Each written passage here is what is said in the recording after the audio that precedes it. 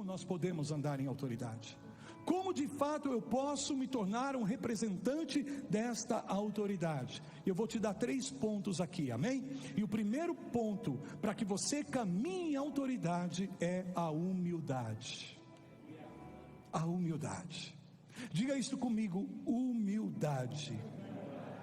A maneira mais rápida de nós perdermos autoridade na nossa vida é quando nós deixamos o orgulho entrar no nosso coração, quando nós deixamos a soberba entrar no nosso coração, porque a humildade nos leva a reconhecer a nossa dependência, e de que de fato precisamos estar sujeitos, e que a coisa não acontece por nós mesmos, pela nossa força, pela nossa habilidade, mas porque nós nos tornamos representantes dessa autoridade.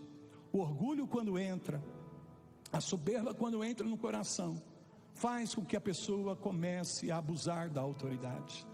Então ela perde a autoridade legítima na sua vida, e o mundo espiritual não pode reconhecer. Por quê? Porque o orgulho entrou no coração. Me lembro, quando eu tinha por volta de 16, 17 anos, estava em Curitiba, jovenzinho. Eu era líder do grupo de jovens da nossa igreja, Igreja do Evangelho Quadrangular. E me lembro de um acontecimento a respeito de uma família, e dentro dessa família havia uma moça que estava vindo para a igreja, e essa família tinha um histórico muito pesado espiritualmente, por conta de pactos, de alianças com as obras das trevas. Então era uma família bastante carregada espiritualmente falando, e a jovem que ali estava entre eles, nessa família, era uma das mais prejudicadas por conta dessa opressão maligna. E eles começaram, essa família começou a vir à igreja, e um dia um demônio pegou a vida dessa jovem na sua casa e começou a quebrar as coisas, a fazer uma bagunça, e chamaram então os vizinhos que eram da nossa igreja, amém, para ir e orar por essa jovem, para que ela pudesse ser liberta desse mal. E os vizinhos, então, irmãos em Cristo da nossa igreja, foram lá e tentaram orar e expulsar o demônio, e não conseguiram. E alguém então disse assim: chama o Alberto, para que ele ore, para que ele expulse, vai dar certo. Então aí foram até em casa e me chamaram dizendo: olha, já tentaram expulsar o demônio e não conseguiram, e disseram: olha, chama o Alberto porque ele vai conseguir. E eu falei: pode deixar comigo, sou eu mesmo. Quer dizer, tentaram e não conseguiram, e agora chamaram o melhor, o que pode, o que sabe como fazer. Entende o que eu estou te dizendo? Um certo orgulho entrou no meu coração, porque as pessoas me reconheceram e acharam que eu podia. E que bacana, né? Alguns tentaram e não conseguiram, e agora eles estão crendo que eu vou conseguir. Eu me senti jovenzinho, tolo, besta. Fui até a casa e cheguei lá. Quando eu vi o quadro, quando eu vi o estado da moça, e a voz que falou por meio daquela moça comigo, meu orgulho saiu rapidinho.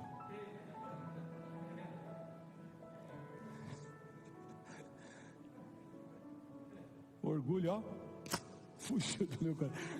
Já não me senti tão capaz assim, já não me senti tão pronto assim, porque de fato, irmãos, eu já tinha expulsado alguns demônios, mas a maneira como eu encontrei aquela casa, e o aspecto daquela moça, e a força e a violência, e a voz que falou comigo, usando a boca daquela jovem, uma voz terrível, irmão, está aí, o orgulho sumiu imediatamente.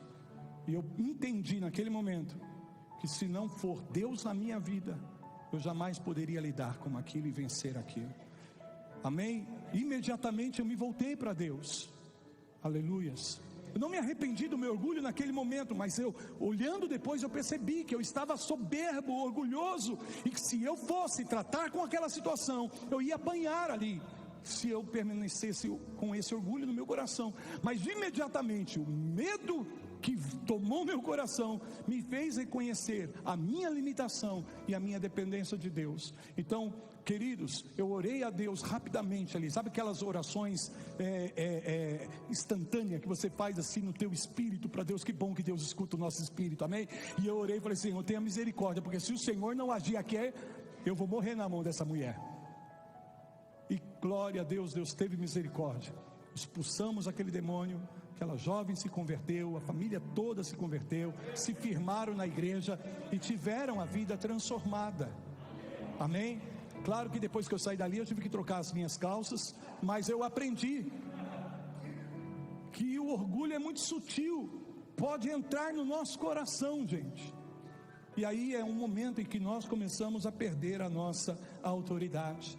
Em Lucas capítulo 9, se referindo aos 12 apóstolos, a Bíblia diz que Jesus deu a eles autoridade, amém? Versículos 1 e 2 diz: tendo Jesus convocado os 12, deu-lhes poder e autoridade sobre todos os demônios e para efetuarem curas. Também os enviou a pregar o reino de Deus e a curar os enfermos.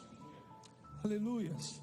Então estamos vendo aqui que Jesus dá aos seus apóstolos autoridade, mas eu não quero me ater aqui aos apóstolos, amém? Porque de fato a gente pode de fato reconhecer que os apóstolos e alguns que estão em uma posição de autoridade espiritual, eles sim trazem em si autoridade espiritual. Então muitos de vocês podem olhar para mim e dizer: não, o apóstolo tem autoridade, a profeta tem autoridade, o pastor Tiago tem autoridade, mas eu sou um simples cristão. Talvez você tenha chegado recentemente à casa do Senhor, tenha se convertido há pouco tempo. Então eu quero avançar, porque muitas vezes nós não consideramos o que Lucas capítulo 10 diz. Lucas 9 diz que Jesus deu autoridade para os 12 apóstolos, mas aqui em Lucas capítulo 10 versículo 1, diz a Bíblia que depois disso, o Senhor designou outros 70 e os enviou de 2 em 2, 70 cristãos, 70 pessoas que não eram apóstolos, amém? Outros 70 que não eram apóstolos, mas eram cristãos simples, como cada um de nós aqui, que talvez não estejamos revestidos de um ofício ministerial, mas nós somos filhos de Deus, e como filhos de Deus nós temos autoridade divina nas nossas vidas. Então Jesus está designando aqui homens e mulheres simples, pessoas simples, e eu vou te dizer, pelas escrituras você vai ver que essas pessoas inclusive são novas convertidas, aleluia, glória a Deus, porque veja o resultado disso. Avancemos, e aí eu quero que você leia comigo. Estou lendo Lucas capítulo 10, e agora nós vamos ler o versículo 17 a 20, amém? Que diz a palavra do Senhor assim, Lucas capítulo 10, versículo 17 a 20. Então regressaram os 70, possuídos de alegria, dizendo: Senhor, os próprios demônios se nos submeteram pelo teu nome, aleluias. O que eles estão dizendo? Que eles tinham autoridade no nome de Jesus, e que de fato os demônios reconheceram a autoridade que eles tinham no nome de Jesus, porque quando eles diziam sai, esses demônios ouviam, obedeciam e saíam. Então eles estão felizes, eles estão alegres com essa experiência. E você acha que Jesus ficou surpreso, dizendo: sério, uau, os demônios fugiram pelo meu nome? Não, Jesus não ficou surpreso, porque Jesus sabia a autoridade que ele havia recebido do Pai, e a autoridade que ele havia delegado a esses homens, amém? A esses simples homens aqui, que simplesmente se dispuseram a caminhar debaixo dessa autoridade. Então a própria palavra do Senhor declara que Jesus lhes responde dizendo: eu vi Satanás, aleluia, caindo do céu como um relâmpago, eis vos dei autoridade para pisar de serpentes e escorpiões e sobre todo o poder do inimigo, aleluias, e nada absolutamente vos causará dano, não obstante. Agora alegrai-vos, não porque os espíritos se vos submetem, e sim porque o vosso nome está arrolado nos céus, aleluias, porque você é filho de Deus. porque você é filho do Senhor, porque o teu nome está escrito no livro da vida. Você tem um anel de autoridade e os demônios reconhecem, as doenças reconhecem, o inferno reconhece. Cristãos simples aqui, que nós não conseguimos nem mesmo identificar o nome deles, eram 70, mas olha o que diz o versículo 21, e aí você vai entender.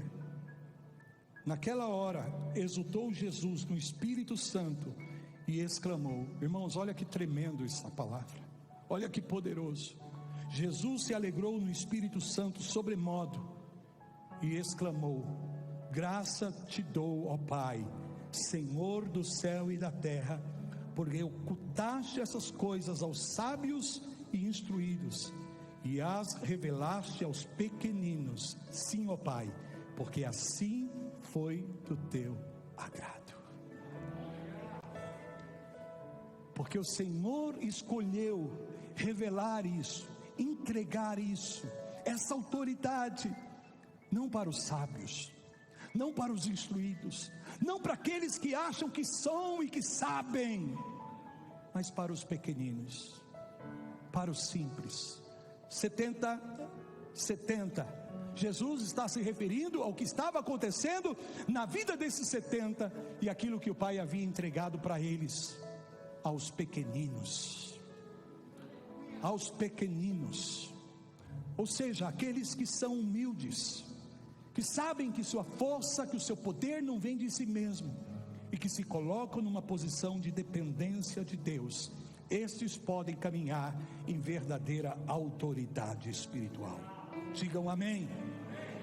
Nós não temos tempo, mas poderíamos exemplificar a história de Jesus, que foi a expressão máxima do que é caminhar em humildade, e o nível de autoridade que Jesus viveu, e tem, porque ele caminhou em humildade. Filipenses capítulo 2 declara que ele, sendo Deus, não usurpou ser igual a Deus, mas a si mesmo se esvaziou, tomando a forma de homem, e achado na forma de homem, se humilhou na condição de servo. Humildade. Como eu caminho em autoridade espiritual, apóstolo? Seja humilde. Guarda o teu coração com a humildade, porque isso vai ativar a autoridade espiritual de Deus na tua vida. E o mundo espiritual, quando você der uma ordem, quando você fizer uma declaração, quando você fizer uma oração, o mundo espiritual vai se sujeitar, porque reconhece a autoridade de Deus na tua vida. Aos simples, aos pequeninos,